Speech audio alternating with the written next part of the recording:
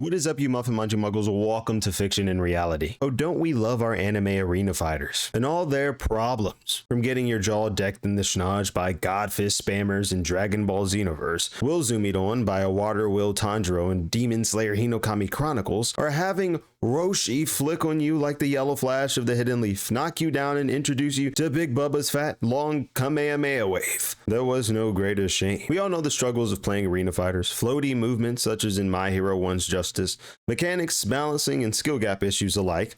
Let's explore problems with modern anime arena fighters, how they are perceived, and my thoughts on how to improve them. First, I want to tackle the skill gap debate. Listen, we've all heard it before. We've already heard it. Whether you're an anime arena fighter glutton like Gorlock the Destroyer or a side-scroll junkie, we've all heard someone say anime arena fighters have no skill gap and are not fighting games. I know you've heard it before. That just turned some of you off and some of you on. Well, I'm here to tell you that anime arena fighters do have a skill gap, but of course their own niche skill gap, as they're made to be accessible to a broader range of players, giving the same choice to compete at a high or low level as any other fighting game. That's why they have their own rank systems like any other side-scroller to decide which level of competition you should occupy. That's not to get into the balancing issues. In Sparking Zero, while I would not say it was holistically a no skill gap game, getting perception spammed was the absolute worst experience imagined. Actually, what the hell am I talking about? Getting pumped and dumped on by Roshi Kelly's after image over here and roofied by Yajirobe's Senzu beans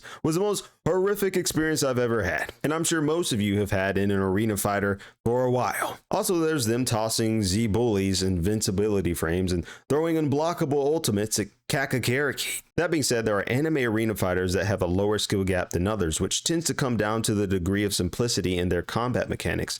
For example, in the Storm series, you can just tap circle and push the analog in any direction. Doing so gives you free combo damage, traps the enemy in a string, and ends them with a finisher. You can add a ninjutsu, or if you cancel at the right time, even perform an ultimate ninjutsu. But the timing within it requires knowing when to cancel the character's string to benefit from the excess damage. The perceived lack of skill gap in an anime arena fighter game is continuously reinforced by the use or abuse of in-game mechanics, and sometimes a lack of awareness on the part of the player encountering it. Even a high-skilled player in an anime arena fighter game can still get absolutely dunked on sometimes by someone who is proficient in spamming and overutilizing a mechanic of this nature.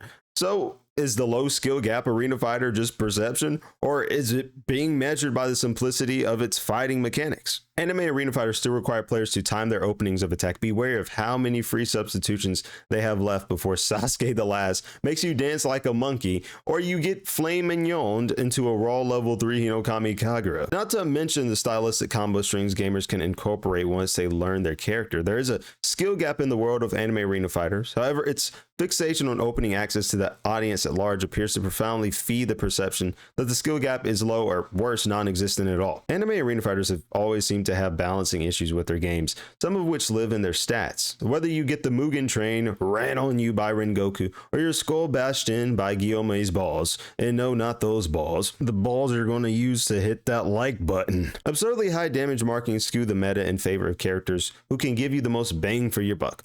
Though anime games try to maintain lore consistency with this, it can overshadow skilled players who prefer fighting with more finesse. Though those characters do less damage, thus usually placing them below the threshold of victory before the start of the match, requiring them to overcompensate in order to achieve victory.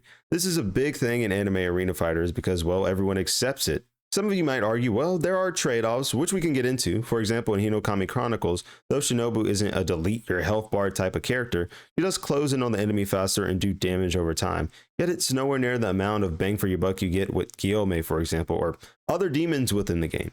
Even with this trade-off, she takes massive chunks of damage, thus, in my opinion, putting the player at a complete disadvantage for using one of the most stylistic and popular characters in the show. I've always been curious about this. What do you think? Should damage scaling be the same across all characters in anime arena fighter games? If there were a fix for this, would that be more streamlined in testing who is better or not? And if we want to talk about damage scaling abilities, we can also talk about getting wave blasted by your favorite big green banana, Super Brawly. Or to do you one better, Zenitsu's a zip zap zinging half your health bar away in Demon Slayer Hinokami Chronicles. Anime fighter games tend to cling toward being more lore accurate than not when concerning stats and abilities, though as we've seen before, things don't always turn out as accurate as we'd like them to be. That being said, it's safe to say that a lot of the characters within these games with super high scaling make you feel the weight of being punished when you whiff more than one attack, which can be defeating for players who enjoy creating openings and securing those openings into multiple full string combos,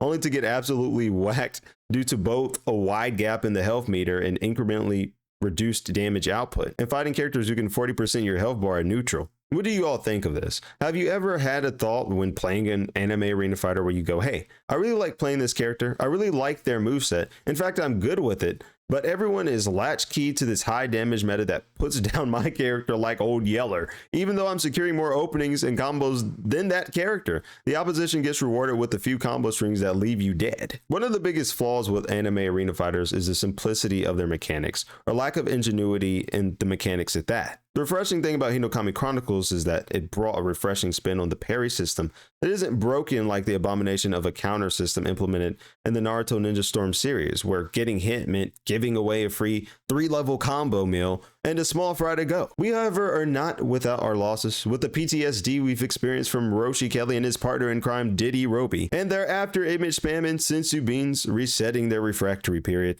That's not even to mention how the perception spammers had us shedding tears of anguish and languish.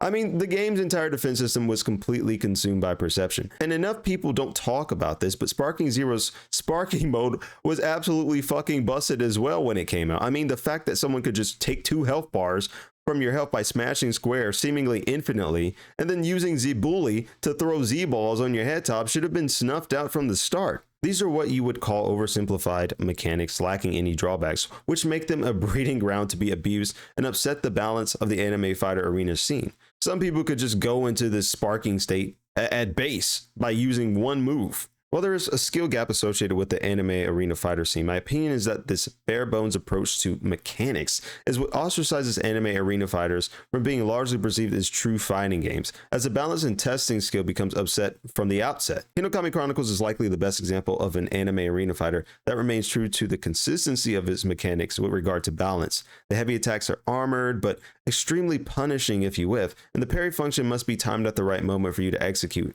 and feed off the string of combos, or else you get comboed in yourself. If anime fighters want to create a more conducive environment that allows players to exercise mechanics without overutilizing or abusing these mechanics, they need limiters. Whether that's a longer cooldown period before you can use a mechanic again, or maybe even if you get caught in a combo string, your assist becomes unusable to fully grant the opponent the opportunity to punish you for getting the timing exactly right and attacking the window.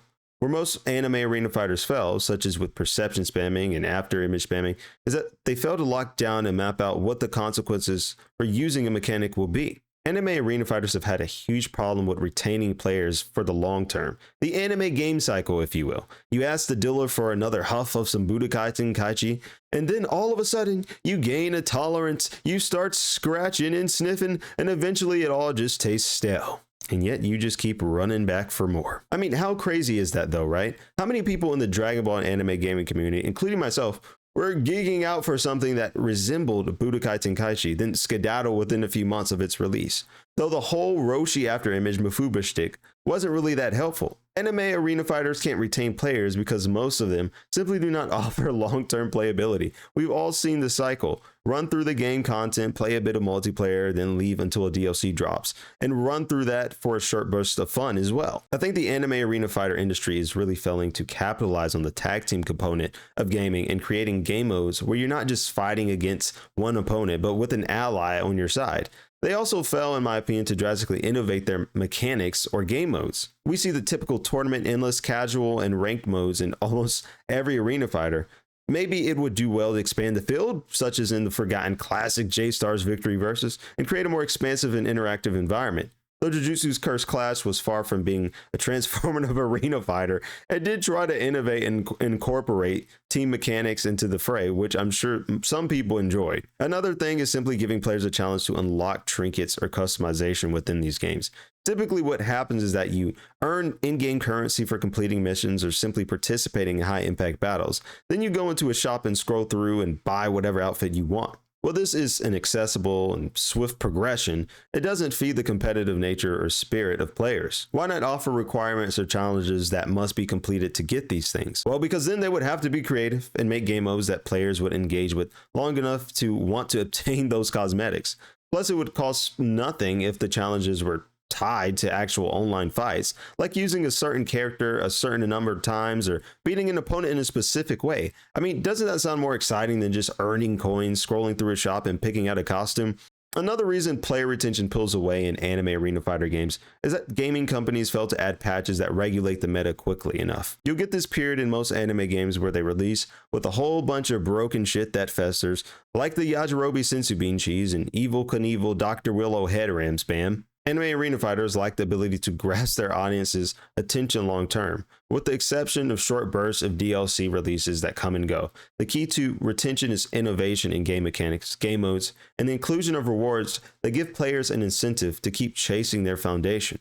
Please let me know in the comments below what problems you think anime arena fighters might have. Overall, I tend to enjoy them as they've always been a part of my childhood, though as with everything, they have room to improve. Once again, I have a Discord link below where you can discuss these topics. You can also find and follow my IG page, lvamps23, and other socials in the link below. If you want more analysis of your favorite characters or fictional worlds, go ahead and smash that like button below, turn on that notification bell, and subscribe for more. The direction of progress is forward, and it's only up from here. With that, remember, if ever you're lost in a forestry of words, strip your mind from fantasy and look to the window of the world, and there your mind will run free.